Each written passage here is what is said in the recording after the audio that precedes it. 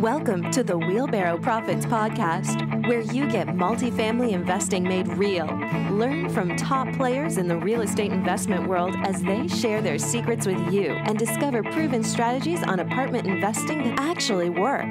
To learn more about Wheelbarrow Profits, visit jakeandgino.com, your one-stop shop for everything multifamily. Now to your hosts, Jake and Gino. Hello, everybody. This is Jake Stenziano, host of the Wheelbarrow Profits Podcast, here with my co-host, the multifamily mentor, the coach, the chef, the father of six, the best-selling author, the G-Daddy, Gino Barbaro. Gino, how's it going? Stenziano, Happy New Year. New page, new book, new year, bro. Yeah. Only took him 18 years. That's okay. It's over, bro.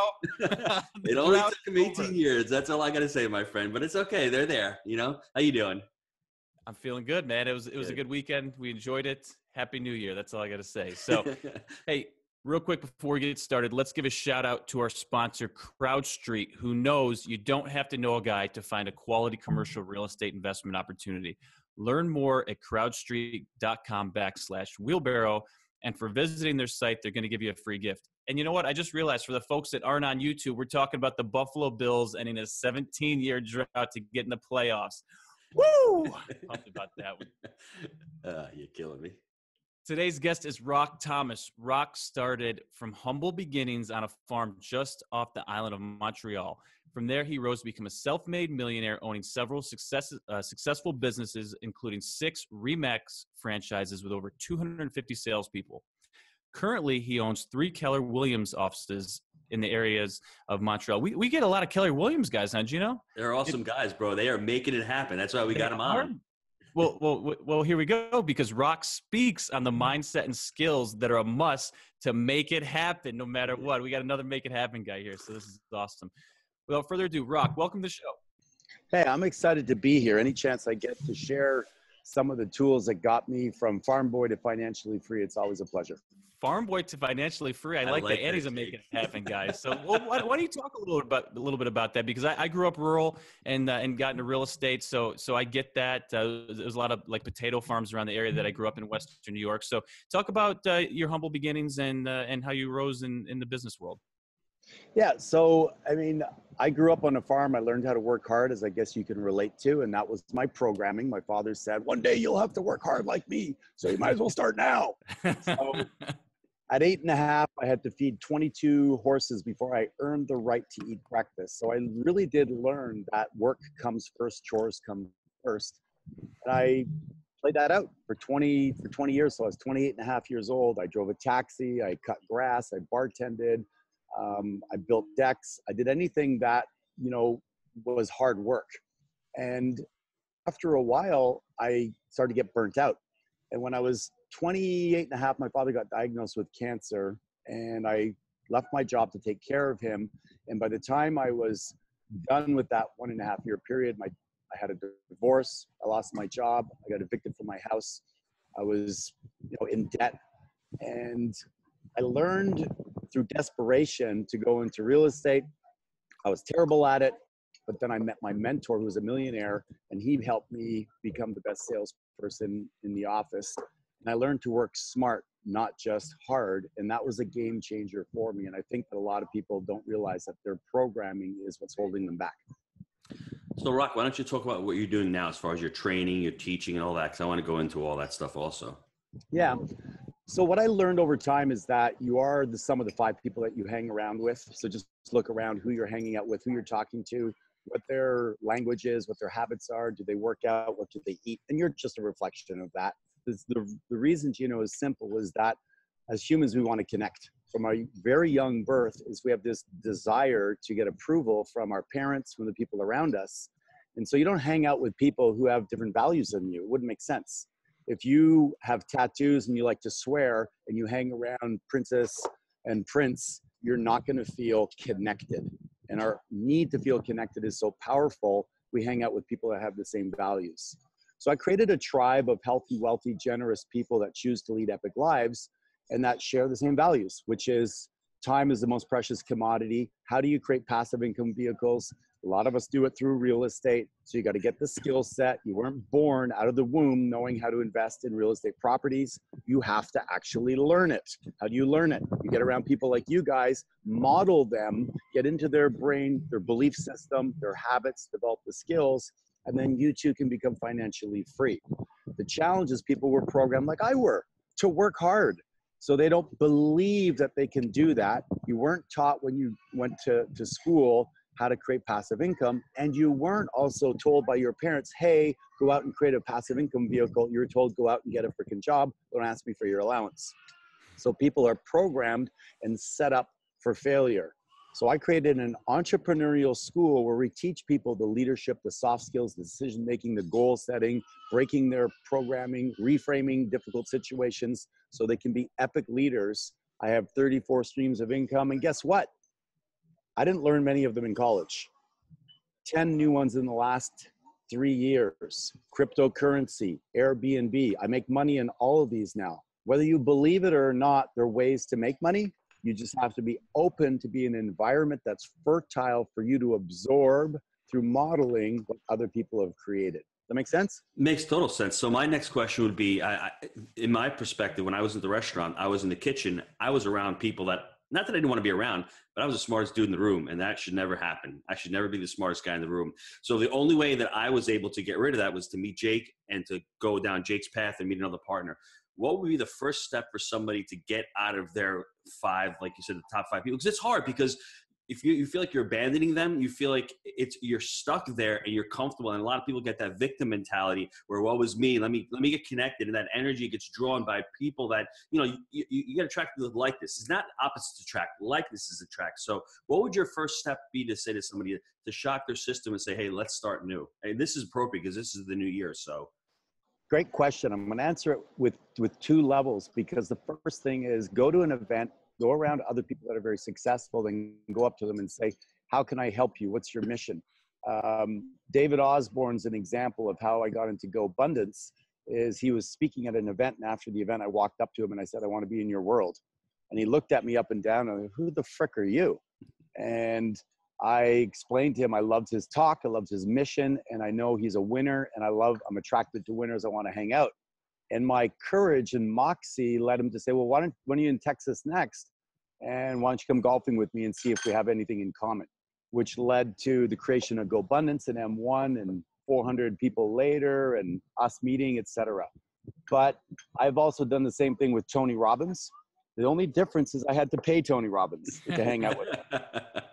And I've given nothing wrong with that, right? No, exactly. I mean, if you're so cool, I have to pay money to be with you, then I'm totally willing to do that. I've spent over $1 million in personal development, and that's something I'm willing to do. The list of my mentors include Butch Harmon, which taught, Tiger Woods how to golf. I paid him $2,000 for 20 minutes of his time, but I don't care. I want to be around greatness. I want to feel their energy. So that's step number 1. But the problem with that, guys, is that you have an identity.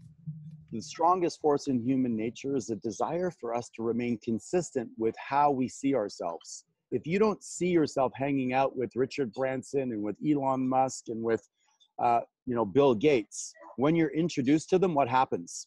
You get totally intimidated and you don't know what to say. You turn into a blithering idiot. So you've got to start to get comfortable. I like to say to people, your friends are comfortable with your present and your mentors are comfortable with your future. So you've got to start to get comfortable with people that are going to be comfortable with you at your very best. And when you do that, you'll have the confidence to hang out with these people and not be the smartest person in the room and be okay with it. And I think to lead on to that, you got to be prepared. I'm sure you knew everything about David Osborne. I'm sure you knew everything about Tony Robbins before you went to them and you offered them value. And it's not, the other thing is, you're not spending money, you're making an investment. So let's use the words properly for the people, because when people hear spend money, it's like, they're tight-fisted. You're making an investment in yourself that you can never get back. You don't know how much that's going to quantify. $2,000 for 20 minutes. God knows how many people you met and the experience you had. So making an investment in yourself is really huge. It's an important thing. I think the next question I want to ask is, you're coaching people, you're starting a new platform. I see that you teach NLP. You're now an NLP practitioner. Can you jump into that real quick, describe that and how that helps people? It's probably one of the tools that's been most powerful for me. And Tony Robbins was the one that put me onto it. And then I took the technical training. But the reality is Tony is the expert at utilizing it. It's really the association between words and meaning or emotion. So every day, how many times, do you think people ask you, how are you? Like, hey, Gino, how are you? In a day. Often. Right. I would say at least 10 times a day. Right. And think about the standard response for most people is what? Not bad. Freaking okay. awesome. Right. So I heard awesome and not bad. So that's exactly, the winners are awesome, fabulous, phenomenal, blessed, excited, pumped up, ready to go, can't wait. But most people hypnotize themselves by saying, not bad, can't complain. That's right. So what you're doing is you're hypnotizing yourself into, remember I said before, the strongest force in the human personality is to remain consistent with how you describe yourself. If you describe yourself as not bad, as okay, getting by, then that's how you frickin' show up in life. When people ask me how I am, it's phenomenal, blessed, excited, because I'm hypnotizing myself to show up that way. NLP is the relationship between the conversation you have with yourself and the effect it has on your psychology and your cells. So Tony talks a lot about incantations and having a way of talking to yourself that creates an identity that will be the highest version of yourself. So most people just do not realize that they're constantly putting themselves into a state of laziness or procrastination or tired or discouraged or sad or lonely. When you understand NLP, you can move through that gracefully, easily, and consistently. So for me, it's a game changer. Wow, that's awesome. Because I was just listening to him yesterday, and he's saying that we tie our behaviors to ourselves. Like, we do stupid things. We're not stupid people. So that's really important for people to understand. And I think with incantations, you talk about people incant to themselves, why am I so fat? Well, if your brain will figure out the answer to that question, instead of saying, why am I so fat? Or, how can I lose weight? Ask the right question. We don't ask ourselves the right question. That's the problem that I see with us. And I've been through that also. I was always, when I wanted to get out of the restaurant, my question was, why am I stuck here? What, that should be the question. Why am I stuck here? Because I'll figure out a reason. Well, it's, there's the recession stinks. I'm having problems finding other opportunities. You really have to worry about asking yourselves the right question. Yeah, just to piggyback on that, it's a really, really good point. It's a big part of NLP as well, is I daily go through it. Before I went to bed last night, I said, what did I learn? What did I contribute? What am I grateful for? And then I jot it down in my journal, and I have it right down there, the people I'm grateful for, the things I learned. And through doing that, you put yourself into a state of appreciation. Change your appreciation, change your expectations for appreciation, and you change your life. So quality questions will direct your focus, will direct your emotions, will direct your behavior, which create a result, which will give you momentum and will change your life. So what's great about this is a great question. I lost all my hair to a disease called alopecia. And when it happened, I asked myself, am I dying of cancer? Not a very good question to ask. Am I going to be ugly? Will people still like me? Not good questions to ask. But then I reframed it and I said, what's great about this? And I thought, I'll never have a bad hair day again. You don't got to mess with it anymore. I don't have to mess with it anymore. No gel. I saved the money from that. Now I get a massage once a month on the money I normally spend on hair products. And I celebrate alopecia. I got my best buddy's Greek. And I mean, alopecia is a loss of hair on your entire body. My Greek buddy has to go get wax and pain, and I don't have any of that. I have no hair on my entire body. Most guys would die for that. I'm like, alopecia, yeah. But it's all coming back to Gino. The question, you're so right, is what's the question you're asking yourself and directing your focus? Who do I not know that you know, Gino, in order to plus my life? Jake, who's somebody you can introduce me to that can make my investments in real estate better? These are great questions to ask people. And make sense? Yep, makes total sense.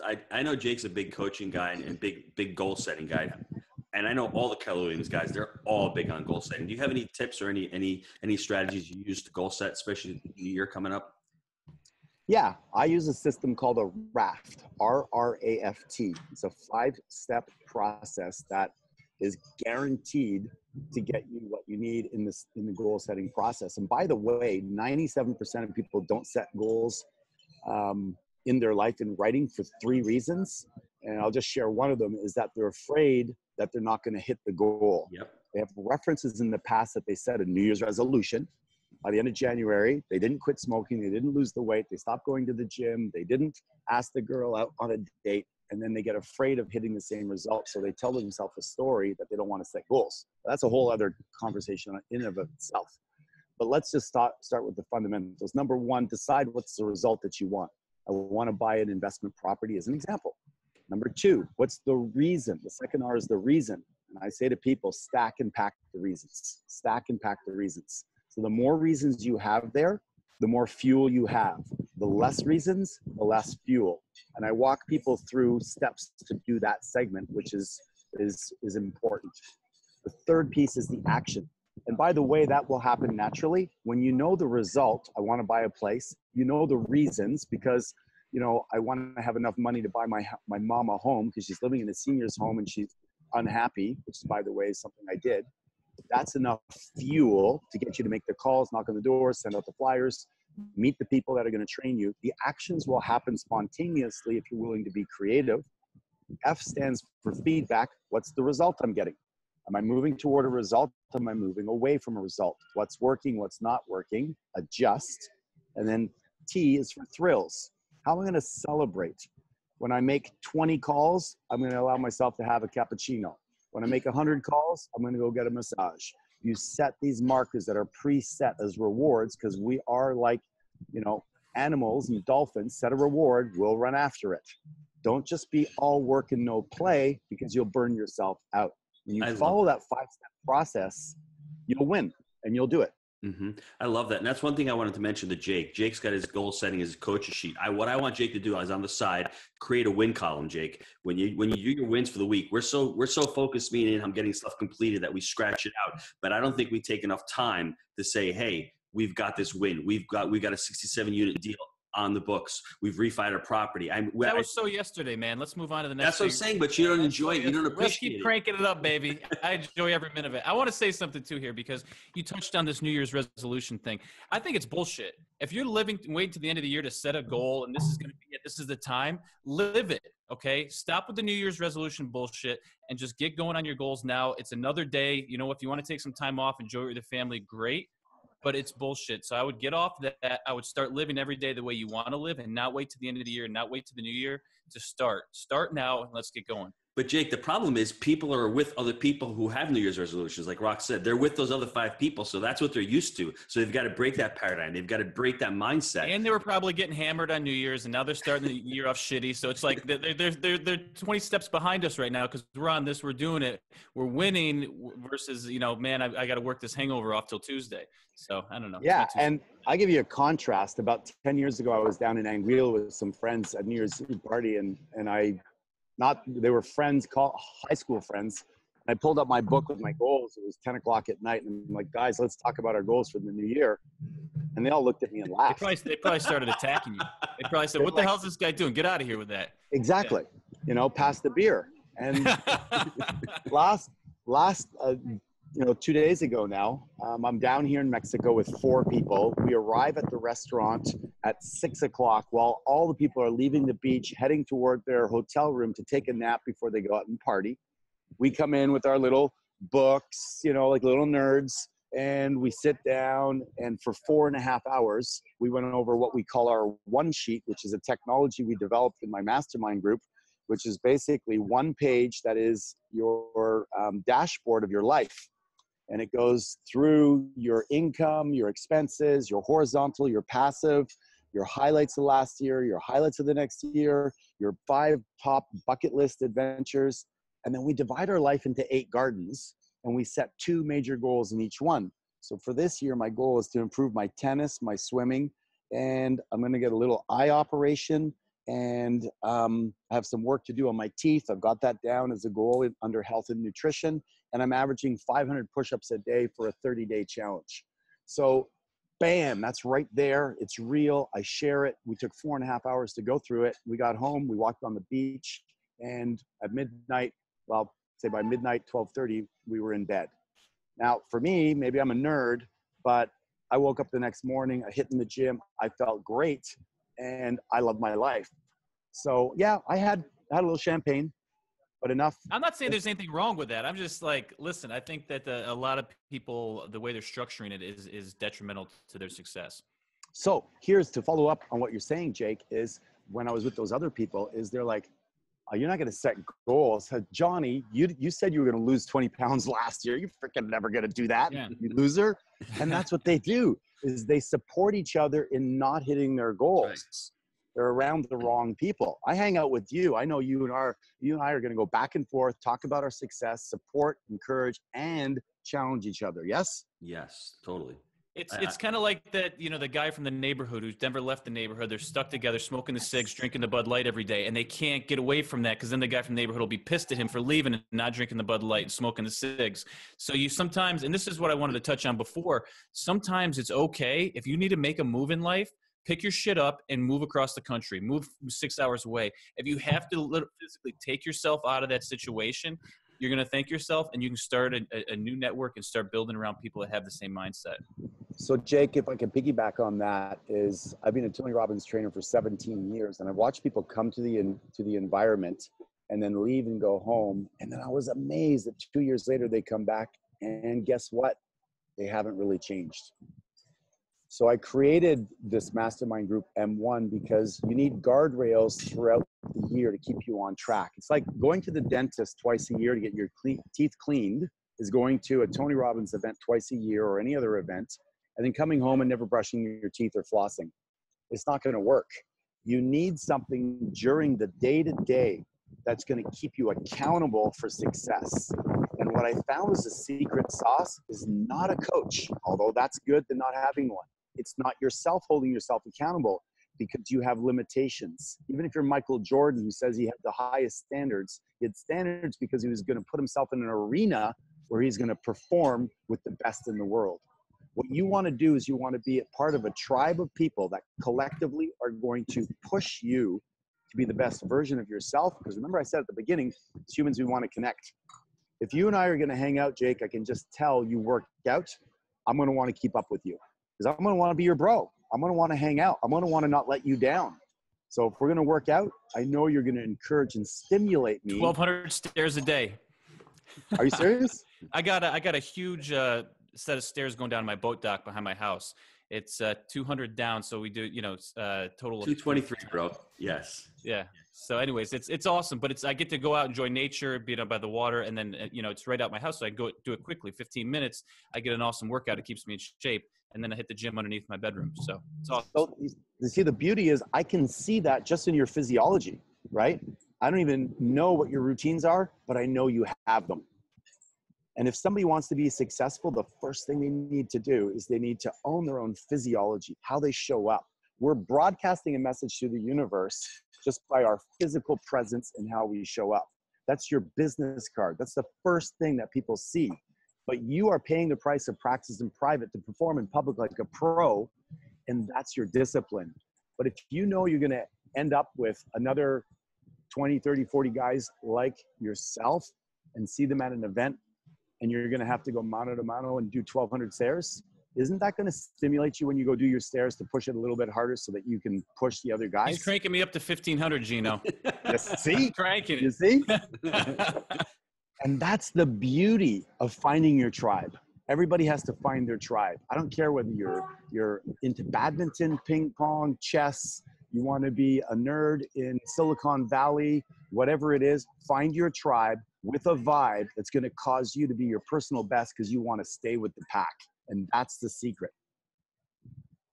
Wow, Jake. That's awesome. It's probably the reason why I came down to Florida. I was just sick of New York. I was sick of living in the cold. I was sick of being around You know, just the same thing. And I think I just needed a little reset button. I mean, it's a little bit harder with 6 kids, but I think you got to make it happen, because that's an excuse, and everyone uses that as an excuse. My family, I can't take the kids out of school, blah blah. That's an excuse for parents. So I mean, come on, if you've got to do it, and listen, it's 3 degrees up there right now, so there's no better time. You're gonna have an exodus of people coming out of there because of that. That shouldn't be the only excuse, but I totally agree with that. I wanted to talk to you a little about being financially free before we jump into M1 a little more. When did you become financially free? Walk us through that, and walk me through the feeling you had. And then after that, what does financial freedom do for you? I mean, you're in Mexico right now. For me, financial freedom allows me to do Jake and Gino. What did it allow you to do for you? And then ironically, once you become financially free, you make even more money, which is really the strange part, right? I mean, just try to put those pieces together. I don't know if you can remember my whole question, but it's exciting for me to talk about that. So I got it. I'm with you, bro. I'm with you. I'm right there. So when I was 28 and a half, I was almost a millionaire by working 16 hours a day, driving taxis and everything. And then a family tragedy happened, and I had one way of making money, which was exchanging time for money. Then I met a millionaire who mentored me, and he says, you have to leverage yourself, Rock. You have to take what you know, teach one other person and leverage yourself. Then teach one other person, and eventually teach a manager to manage those people. And then you have a business. And I just never had that concept. I was all about, well, I can't manage people. I'm not good with people. I had all these limiting beliefs. So I started to work on myself and work through that with his mentorship. And within 4 years, I was selling 100 homes a year in real estate. And then I bought the company that he had, and I was making $1 million a year. So it went very quickly because I was around the right person who was constantly correcting me and reminding me it's okay to fail. You're going to make mistakes. Things are going to go wrong, but you're on the right path, which I think people don't have. When you're a child growing up, your parents are telling you, yeah, no, don't brush your teeth that way. Put your pajamas on this way. Okay, eat that way. Hold the fork this way. You're constantly being corrected and mentored. But what happens when you graduate from school? You go out into the world and you think you need to figure it out on your own. We get this fear of being told that we're not good enough. So we mask it by hiding our small self and trying to act like we know everything, which is the biggest mistake, pardon me, that you can make. The greatest teachers, or I should say the greatest students, become the greatest leaders because they're always open, they're asking great questions, they're curious. So as I became financially free, I wrote a book, I started to speak and train and coach. I sold my company, I moved to Florida for 2 years with my son on a golf course. Wanted him to become a pro, everything I wanted that I didn't have. Spent 150 days on the golf course with him for 2 years. I put him in David Ledbetter Golf School. What did financial freedom do for me? $65,000 of tuition 2 years in a row for him. Moved to Florida, living the dream. That's what it did for me. Passive income vehicles, investing in real estate so that I got to do what I wanted to do when I wanted to do it with who I wanted to do it with. Coaching my daughters in hockey, my son in soccer, in football, and going around the world with them every Christmas for different trips. And now I get to come to and work from wherever I want. I book usually one-way tickets. I'm here for 2 weeks, then hopefully see you guys in Steamboat if you're coming up for the Go Abundance event. Then I come back down here, maybe Turks and Caicos. I don't even know, because I just need a laptop and a phone, and I work from wherever I want to empower people to change and transform their lives. So the process is first, and I teach the 5 fundamentals of financial freedom. I mean, I could go on all day long, but the first pillar is you got to maximize what you earn. The second one is you have a spending habit that's crippling you. The third one is I'll show you the 6 methods to manage the money that takes the emotions out of it.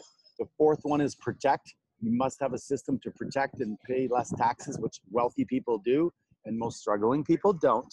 And the last one is you got to be around people that are talented at investing. I got a buddy that makes 45% a year on the stock market in a hedge fund, and I have money with him, and guess what? I don't have to do nothing. And I'm going to make $300,000 this year in the hedge fund doing how much? Nothing. Because I know talented people that get above average returns. So that's what happens when you become financially free, is you start hanging around with people that are way smarter than you. This guy's way smarter than me. So I give him my money, I sit back, and I work on my tennis backhand. And people focus on how much money he makes and not how much money you make. That's the problem. That's the difference between you and most people. Yes. Thank you for that. Yeah. What I like about it, Jake, is he's talking about the richest man in Babylon. He's just chunked down the 7 laws right there, but he's crystallized them. So that's awesome. I mean, and people need to hear it. I mean, they read the book, it's like, but if you can crystallize it and break it down. And the ironic thing is, once you become financially free, it's like, wow, I got more income than expenses. And that's when the spigot turns on. All of a sudden the opportunities turn on because your brain gets unlocked and you're able to think about not that daily grind where you need to make the money for the groceries, right? And that's, but you're also, crazy. you're placing the new proceeds into new vehicles. So they start producing more children, and then you put it's totally richest man in Babylon all day. You hope you do that. Most people don't do that, but I'm saying, like, for the guys of us who have done that, all of a sudden you see, to get to the first million, it takes, let's say, 7 or 8 years. To get to the second million, it might take 3 years. To get to the third million, it takes 6 months, because that velocity comes. And I really think it's your mind is able to focus. Whatever you focus on grows. So if you're focusing on creating other streams of income, that's what's going to end up happening. So, and I'm not a hater on the Lambos and all the fun stuff, right? I have the things that I like, but I'd rather have another investment vehicle, plop it in another 150 unit apartment property than go out and do the Lambo right now. Maybe it's just time in my life, but Wow. Yeah. And I'm an experienced person, so I'm not a car person. I have a 7-year-old, Q5. It's good. It works. I travel so much, I barely use it, but I'm an experienced person. So I spent 2 weeks in South Africa, cost me $20,000. Had an amazing time. I like to stay in nice places. I like to, eat healthy. I'm with you, man. You're going to get more out of that experience than you do because the Lambo experience is short-lived, right? First few weeks, it's cool. Then it's like, I've been there, done that, right? So if you've got the disposable income that you can buy, you leave it in the garage and you pull it out. But that's just an expression of what you want to do. And there's nothing wrong with that. People hate whatever floats your boat, right? I mean, if that gets you going and it fires you up and it's the reason in your raft that is going to cause you to go out there and make stuff happen, God bless you. Yep. But you can use Turo today and you get a Lambo for 3 days and you don't have to own it and have all the headaches that go with it and have the same experience. That's smart though. Changing so much. You want to be around. The thing is, I'm around so many cool people that are so innovative that I get to just glom off. I didn't know about Turo, but the same guy that taught me about Airbnb, he goes, dude, you don't need to buy a fancy car. You can get anyone whenever you want for a few days and have the experience without the headache. Don't let my kids hear about that, because that's the last thing I got. I got my 12-year-old. She's already shooting for the Ferrari, which is great. You know what I mean? I want her to do that. I want my children not to hate success. That's the most important thing. I want them to see the car and go, that's an awesome car. Not, Gino, set up milestones. Say you do this, we're getting the Turo for 3 days with a red Ferrari. I like that. I like that. Rock, I want you to touch a little bit more about the M1 program, because I really want people to hear about it. I want to hear about how you started it, why you started it, and how it's transforms people's lives. So it is the mission and purpose of my life. We've created 26 millionaires in the last 2.5 years. We call them whole life millionaires because we believe that you can become a millionaire without giving up your health or your relationships. And it's really important for us to be congruent in that area, because I don't want that 45 or 50-year-old person who has a heart attack to look back and go, yeah, you helped me grind it out 16 hours a day like I did in the first version of myself till I was 28. There's a second version that became a little more enlightened and better guided. And I feel that it's my duty and dharma to give people the skills that were given to me. How it started is a bunch of us guys got together and wanted to do epic trips around the world. So we hung out together and we had high-minded conversations, at least we thought they were, around health and wealth and doing cool things. And we got a little bit of traction with it, because we said, well, who do you know that we could add to the group that's cool? It grew to about 30, 40 people. And one day this guy snuck in off of a little website we'd set up. And we're all going through our net worths, and it's like 3 million, 5 million, 28 million, et cetera, in this process. And this one kid steps up and he goes, $30,000. And we all turn around and go, who let this kid in there for what? Right? And so he goes, well, I filled out your sheet on your website. And one guy in our team had created a website and put a sheet on it. And he'd heard one of us on a podcast, and he got in there, filled it out, and got in the room. So we're at David Osborne's, 6,000 foot mansion in Steamboat. And the kid had been amazing. He'd been there for a couple of days and he'd been amazing. He was like a sponge. Long story short, we said, okay, the price of admission is you got to be a millionaire to get in our club. What about all these other people that are cool like this kid that just want to grab life big? We could actually help them accelerate the process with everything we've learned as street smart millionaires, what do we need to do? So I said, raised my hand and I said, I got it. I'm going to take all my experience with Tony Robbins and T. Harv Eker and years of working with Deepak Chopra and John Gray and all these different people. I'm going to create a syntax and a process, and I'll mentor these people. And the birth of M1 happened, started 2.5 years ago. And now it's a complete 1-year program system where we take the multimillionaire mind, we break it into 52 pieces, and we airdrop each piece once a week into the mind of the willing student. And then we agitate that for a week where they actually have to take action, because you don't learn unless you take action. It's a conceptual. Otherwise, everybody would be millionaires because of Google.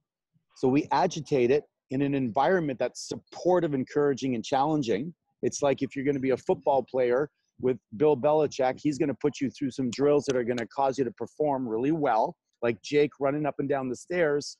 You know, if I got to compete against him, he's going to have an edge on me because he does that consistently. We put them so they'll have the edge on the world consistently with the tools and goal setting, decision making, et cetera, et cetera.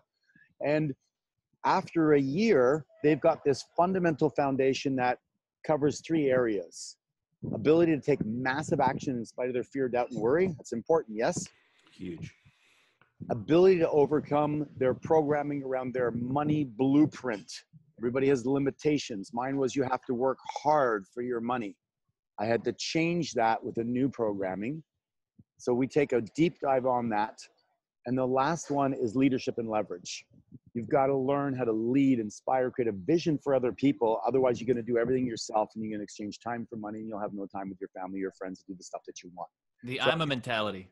We call that the I'm a mentality. When you know, when I got started, you know, with the business, it was, I'm going to do this, I'm going to do that, I'm going to do everything, right?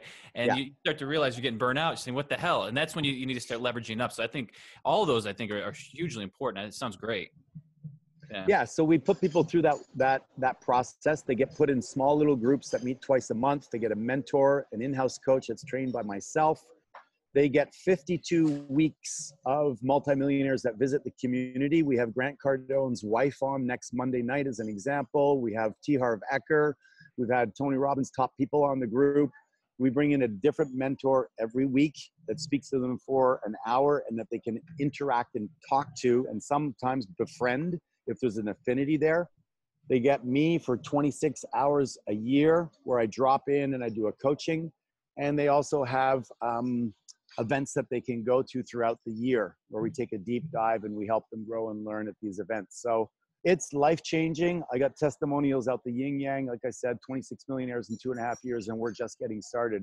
So if somebody's looking to level up their life, you know, they got to visit GoM1, GOM1.com, GoM1.com, and check us out. I love this. This is because you're actually putting people in the right environment. And Jake, I think anybody who wants to make it happen has got to join this because I mean, 52 weeks, first of all, it's another stream of passive income, which is great because the product is already there. The framework is there because people need a framework to be led. And this sounds like the framework. And the guys that you mentioned, I love T. Harv Eker. I've been trying to get him on the podcast forever because he's, you know, the financial thermostat. I think that's so true with everybody. So, and you're preaching. Well, I can make the introduction to him if you want. I'm personal friends with him. And if you want, I'll make that introduction and see if he'll jump on your podcast. His son, Jesse. He's the Secrets I have a millionaire mind. Yeah. Right? I have a millionaire mind. Yes. That's right. Well, the thing about him, Jake, is because it's all about your physiology. It's all about the fruits and the roots, and it's what Rock speaks and talks. No, Gino, you got me to read his book. I thought it was awesome. You said it punches you in the gut. I like that. Yeah, and you know, this is what Rock's doing. Rock's punching us in the gut, which is what I like. And I'm sure a lot of people listening to this are gonna be like, it works. Trust me, the 4 of us on this call and 3 of us on this call right now, we're testament to that. We're total proof. Practice what you preach, right? That's right, totally. I have one more question before the short answer questions because we could speak for another 3 hours. But you know, if you had to pull out your best personal development tip for people, what would be that? What would that be? Well, you know, I think that the most important thing is for people to understand that you are not your thoughts. You're not your thoughts. Mm-hmm. Everything you say, Gino, and I say came from somebody else's voice. So if you were to hang around Elon Musk and Steve Jobs and all these top people, you would have a different soundtrack in your brain. The fact of the matter is your soundtrack is coming from your parents, your uncle, your teacher, your older brother, whatever it is. And most of the time, pardon me, it's a shitty soundtrack. So I've taken a concerted effort to be around people that are awesome, intentional about living their life, and I've upgraded my soundtrack. For instance, I am an outstanding student. I'm a phenomenal student, one of the best students that I know. And I say that not from ego, but purposefully because I know it serves me. Most people have a shitty soundtrack. They're like, oh, you know, I'm a terrible student. I hate technology. I don't like numbers. I'm shy. They have a shit soundtrack. Mm-hmm. You get to change your soundtrack. You can make it whatever you want. So my soundtrack every day gets better and better. I'm gifted, guided, grateful, powerful, passionate, playful, sexy, sensual, sensitive, and blessed.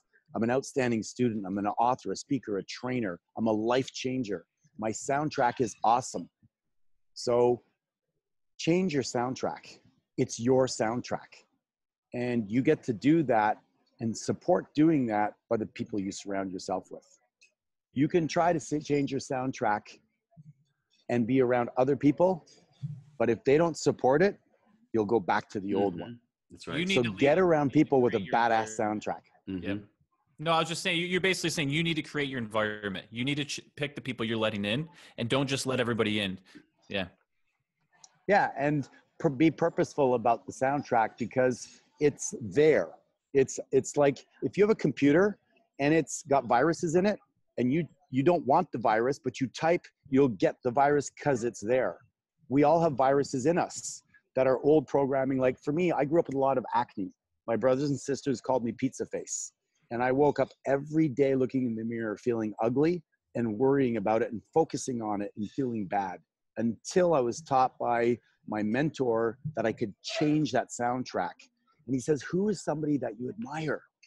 And I'll cut the story short, but I came up with Clint Eastwood. And he goes, describe him to me. And I go, well, he's rugged. It's not like Tom Cruise, you know, pretty boy, but he's rugged. And I felt rugged. I was a farm boy. I didn't feel pretty.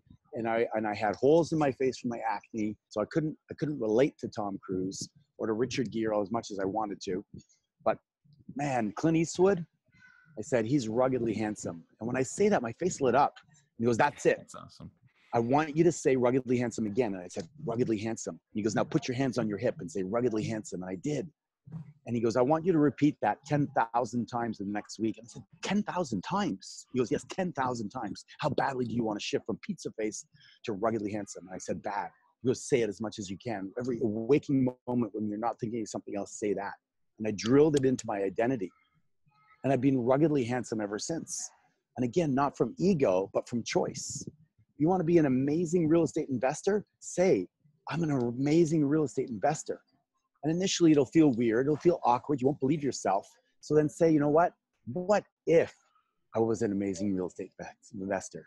Wouldn't it be nice if I was an amazing real estate investor? And work yourself into it. And that's how you transform who you are. Like Jake said, surround yourself with people that will echo and reflect that back to you and watch your life transform before your very eyes into something you didn't even think was possible. Yes, you can fly that jet. Yes, you can have what you want. Yes, you could be on stage with somebody that maybe you admire today. Maybe you can sing and you didn't sing. Choose what it is, pour into it, and you can create whatever you want. Because I know for me, this is my office. And that was a dream one day, and now it's a reality. Love it, baby. I love it too. Hey, let's give a quick shout out to our sponsor, CrowdStreet, who believes investors of all sizes should have access to quality commercial real estate investment opportunities. The CrowdStreet marketplace features vetted commercial real estate investment offerings from over 100 sponsors from across the U.S. Download a free copy of their commercial real estate investing guide at crowdstreet.com/wheelbarrow. So we've been talking a lot about what you do, but I want to know the number one. On a daily or weekly basis, what is your number one habit that's led to your success? So I would say that the number one is the morning ritual. The first hour of the day sets the power of the day. And without that, I don't feel the same. So the first thing I do as soon as I wake up is a 15-minute meditation with one mantra. And Today, What's the mantra? this week, it is surrender to my higher self. Surrender to my higher self. So I do 15 minutes of that. When I'm finished that, I hit the floor and I do 55 push-ups. I'm 55 years old. I do 55 right away. And then the rest of the day, I have to complete another 445. I'm on a 30-day challenge for that. Then I'll usually work out. I'll journal a little bit. I'll put on my headset and I listen to a 4.5-minute self-made incantation to music where I tell myself about my identity, who I am, what I stand for, what my mission, vision, and purpose is. And I usually jog to it or work out to it, speak it out loud. I don't care who's around because it's my life and I get to choose what level I'm going to vibrate at. So the most important thing to me, Jake, is that hour. Sometimes it's 15 minutes. If I'm, catching a flight at 6 o'clock, I get up again at 4. Then the meditation might be a minute, might be 55 push-ups, hit the shower, and away I go. So it's a modified depending on what I'm doing. The best days, it's an hour long. That's great. I admire how bold you are and your openness to discuss a lot of this stuff, because I'm right there with you. I have a morning routine. I do a lot of this stuff, but I'm a little bit more of a closed book and I'm not comfortable enough sharing it all. But man, that's awesome. So hats off to you. And guys, this stuff works. So he's on the right track here. Let's give some book recommendations, because a lot of people like self-learners, they like to get out there and read and then maybe take the next step. What are some book recommendations that have helped you along your way? Okay, so some of the greatest books are Letting Go by Dr. Hawkins. Really, really valuable book, Letting Go, and The Untethered Soul and The Surrender Experiment. They're all in the vein of letting go, which is really, really a big part of life. We hang on to too much stuff. People say you're full of what? It's because you haven't let go of what.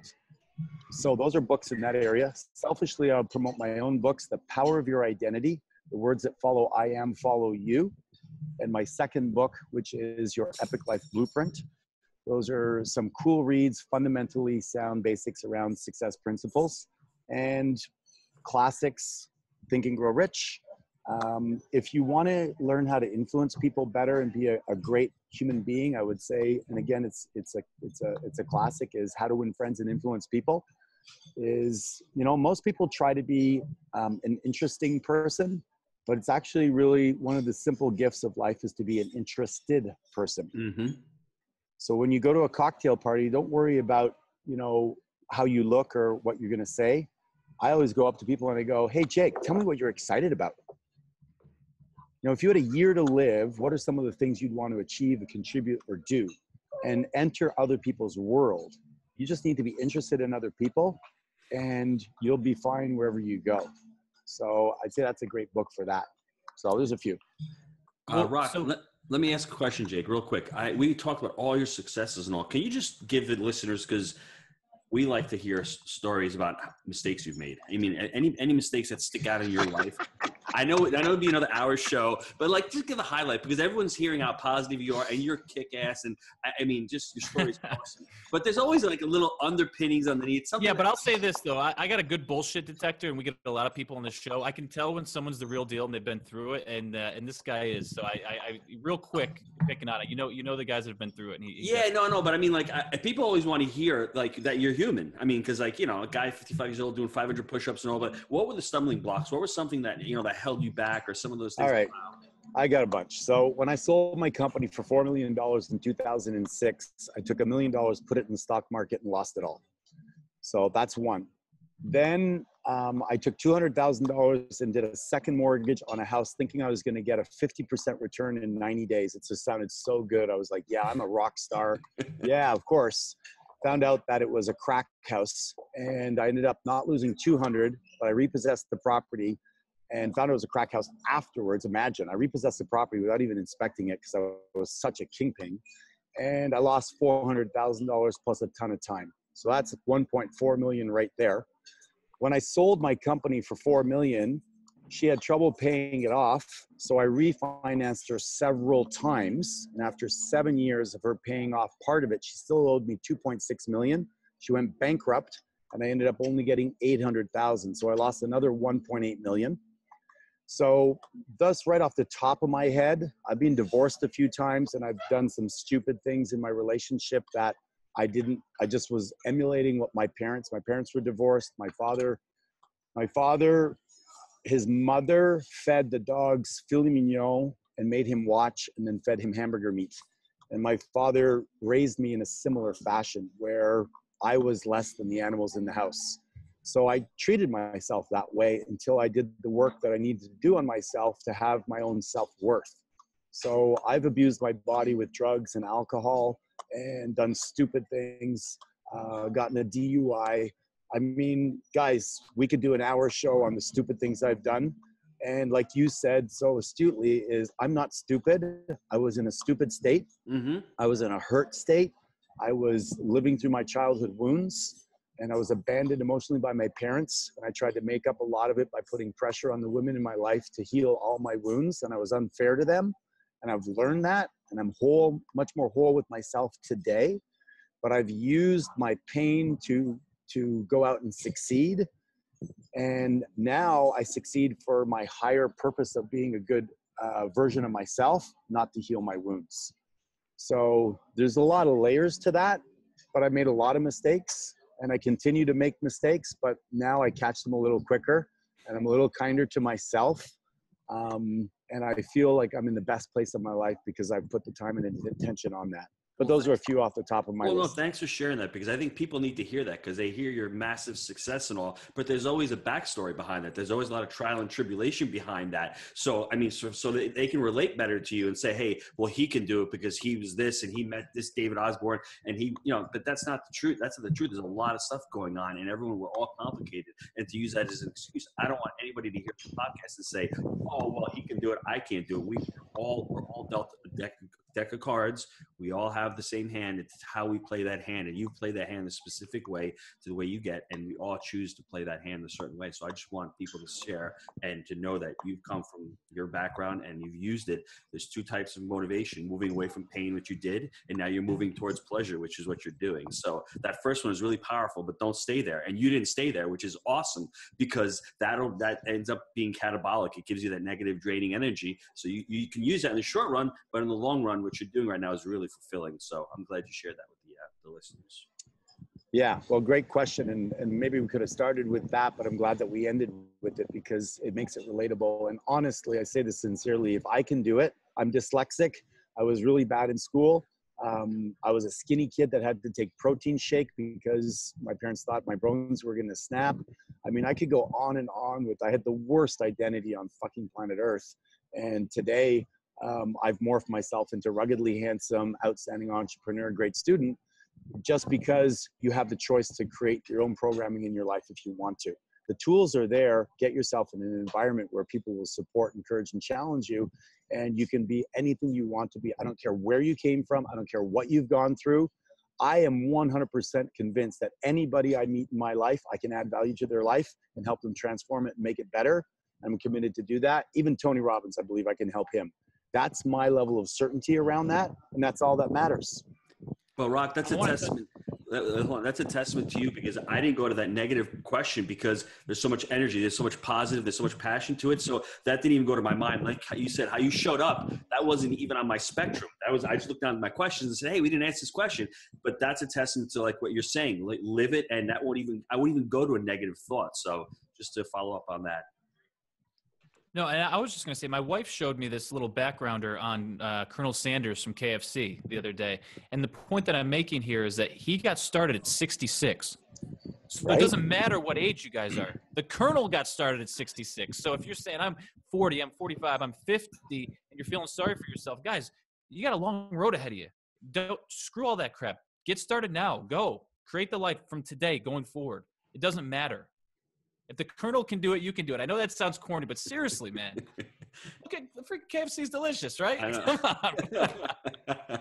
I like that. If the Colonel can do it, you can do it. No shit, right? So, but in all seriousness, the guy started at 66 with it. So, I mean, come on. Right on. I want to back up a little bit. You talked about these books, Untethered Soul, Letting Go. What is the overarching theme? Just to maybe get people interested in what's one takeaway that you said that's kind of an overarching theme in these books that and why you like them? Well, most people don't want to feel the feelings that are negative. So what they do is they suppress them. But emotions are better out than in. So the books really talk about how do you let that emotion out and let the pain out. Every time you resist something, it persists. So you want to get into a place where you can go through it, where you can actually say, hey, Jake, when you said that to me, that actually hurt me in the moment. And, you know, I would prefer it if we interacted this way. You might go, well, I didn't even realize it. Most of the time, hurt people. And it's just a reflection of what's going on in their inner programming. And then other people get hurt by it. They think that life is happening to them, not because of them. Everything that you and I create, we create as an experience to evolve our soul. So you recognize that by getting some of these practices in these books, and you can actually then go, okay, so actually Jake showed up in my life as a challenge and as a reflection for me to learn something. My spouse, when she, you know, tells me this or tells me that, makes me feel like I'm not doing enough around the house. There's something that reminds me of my dad who said that, and it's something for me to grow through. So those books really take you down that path and allowing you to surrender to what's happening versus fighting it and hanging on to your ego. It's kind of deep, a little bit maybe all over the place, but I try to give you an idea of what that might mean. Nice. And this, going back a little bit more, you talked about what you're excited about. What project are you excited about right now? Only one project that I'm excited about, and that is helping people get out of the rat race and changing time for money. I believe that time is the most precious commodity, and that making a living is not what you should be spending 50% of your time doing. That's a shame. 80% of North Americans don't like their job. Could you imagine? And the reason that 77% of them live paycheck to paycheck is because they don't like their job, so they spend their money trying to take themselves out of the pain of dreading going back to work. So they never save up enough money to do what you guys do, which is to invest. So they're trapped. My mission is to help people recognize that, give them the tools to get out of it and become free so they can do what they want, when they want, where they want. And one of the greatest feelings in your life is not for you to create great things, but it's for you to help other people. Yeah. And when you get a taste of that, you want to spend most of your time helping other people. But you can't put an oxygen mask on somebody else until you first put it on yourself. So I got to help people get the oxygen mask on themselves, financially, energetically, emotionally, so they can be champions for themselves and for their families. And that's my mission and will be for the rest of my life. It's really interesting. I was sitting around at Christmas table this year, and everyone was kind of whining about having to go back to work. And it was a common theme. Bro. Yeah. Like, what the hell is this? Right. And I'm like, I don't even know how to describe, because I had a corporate job. I went to the grind. I don't even know how to describe people what it feels like to not have to worry about all that and live a life that I'm in control of. I guess that's the only way I can put it. I don't even. My mom used to tell me, you're lucky that you have a business and a small restaurant, you're doing well, because most people hate their jobs. I'm like, is that how you rationalize shit? I said, I'm lucky because I have a job that I don't like, but I'm making money, but everyone else is more miserable than me. What the heck is that logic? You know what I'm saying? Because she was an immigrant, and you know, back then, and the World War II coming over here, you were lucky to have food on the table, and you're lucky. So that was her paradigm, and that would transfer over to me. So I was a lucky guy who had a restaurant, who was making a few bucks, but my cousins hated the commute to the Manhattan. What does that do with anything? So I know that I know exactly what you're talking about, bro. Oh. Yeah, well, Harv tells a great story of the mother who cut a quarter of the ham off to put it in to cook for Thanksgiving, and then, you know, the kid's asking, why do you do that? And she goes, well, because my mother did it. And then he goes, yeah, but your mother had a small pan and it could only fit in that small pan. We have a big one. So we do, you know, monkey see, monkey do. And it's time to change that evolution by being around people that are going to transform that. And again, change your expectations for gratitude. Be grateful for what you have and have the courage to live your dream. And unfortunately, people are taught, you know, you're lucky you have a job. That's right. And that's what they live through. I agree. Here's an incantation for the folks out there. I am not afraid of success. Right? Yes. And the other one, Jake, is the Colonel can, so can I. That's what slogan. If the Colonel can do it, so can I. And you know what's cool is that I'm sitting down here. I don't know what day it is, what have you. And I realized I'm looking and I'm like, oh shit, I get the call. And I was like 10 or 15 minutes late. And you guys are so cool. You didn't give that any, you didn't give me any grief. You weren't sweating it. You're just hanging out. And that's really, I think, an attribute to your mindset. You're cool, you're chill, you trust. And that's what winners do. People who live in fear, they freak out, they overanalyze, they fear it's not going to work out. And we just rolled with it. So hats off to you guys for being cool. Listen, first of all, I'm honored that you're on the show on January 2nd. I mean, not many guys would be on the day after New Year's. They'd be like, I'm too busy. So that's the first thing. And the second thing is, anyone who's super busy in life, if I can't wait 10 minutes or 15 minutes for them, then I shouldn't have a show. And then, I'm not more important. So everyone is so busy. So the least we could do is wait 15 to even, I'd wait an hour on the call. I mean, we have other stuff to talk about. So, I'd wait forever to get a chance to talk to you, have you on the show. So that goes without saying. So we really appreciate you on the show. It was awesome. What an awesome time I had today. I learned a lot. I'm glad I'm part of your community. Listen, anyone with the M1, you have to take a look at it. Go onto Rock's site. Rock, the last thing, how can people get Hold on, we're not done yet, Gino. We got a few things going here because we'll get to that. But I want to talk about vertical integration for a second. I'm not going to go too far with it, but this is an arm of our business. We own a multifamily investing business, right? We own the management. We own the education side of it. We're sitting here before we got on the call. We were talking about deals. We weren't wasting time, but that goes back to what he says about your environment, right? We're part of this business. We're part of that business. So, we're hanging out for a few minutes. We're getting stuff done, but we're enjoying ourselves. So that's why it's creating your environment and doing work with people you can hang out with, but also that are going to level you up, bring you up a level. So, but I think you were going to ask him how people can get a hold of him though. Yes. Sorry for getting you off. I did. So rockthomas.com is the easiest way, ROCK Thomas.com. If they want to learn more about my M1 program is Go M1, GOM1, the number, not spelled out, .com. There'll be a little video there. You can fill out an application to jump on a call with one of our directors of opportunity and just learn about what we're passionate about and find out how many lives are being transformed through being in an environment that's fertile for success. And, that's the best way. I have Facebook, Twitter, Instagram, and all that. You can follow me. You can get a bunch of stuff for free. I have a Facebook site called Your Epic Life Blueprint where we post stuff for free and, blogs and different things. I'm all about giving and serving. Even when you get into our community, it's 100% back money back guarantee. And I say to people, I don't want your money. I want your success story. And that's what I'm passionate about because that's what fuels me. The investment is your accountability partner. I've tried, Gino and Jake, giving away free some of my mentorship and my training, and people just don't take it seriously. Mm-hmm. So think about the last time somebody gave you a free this or a free that compared to when you invested $10,000 or $100 in a really cool book. Imagine you had to pay $100 for a book versus $10. You'd be much more apt to probably read it. That's right. So money is just your accountability partner. And I think one of you mentioned that it's not a cost, it's an investment. Mm-hmm. And if you look at it as a cost, it's just a reflection of your blueprint, which is weak when it comes around money. All of us invest in being around successful people, buying materials and things that are going to make our life better.